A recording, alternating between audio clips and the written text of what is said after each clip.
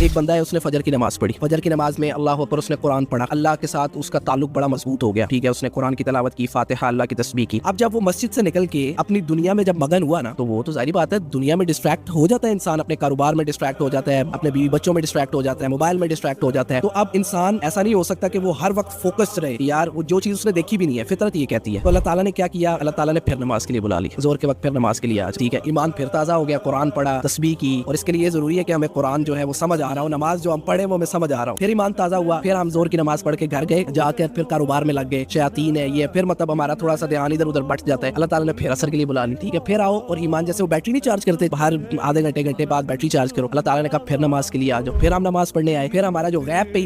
ایمان اسی طرح ہے کہ اللہ تعالیٰ پہ ایمان، قیامت پہ ایمان، دین پہ ایمان، رسول پہ ایمان، فرشتوں پہ ایمان، وہ پھر تازہ ہو گیا۔ عصر پڑھ کے گھر گئے، ٹھیک ہے، پھر مگن ہو گئے، مغرب کے لیے پھر بلا لیا، عشاء کے لیے، مطلب ایمان ریفریش ہو رہا ہے ہمارا، تازہ ہو رہا ہے۔ اس لیے مجھے یہ سب سے لاجک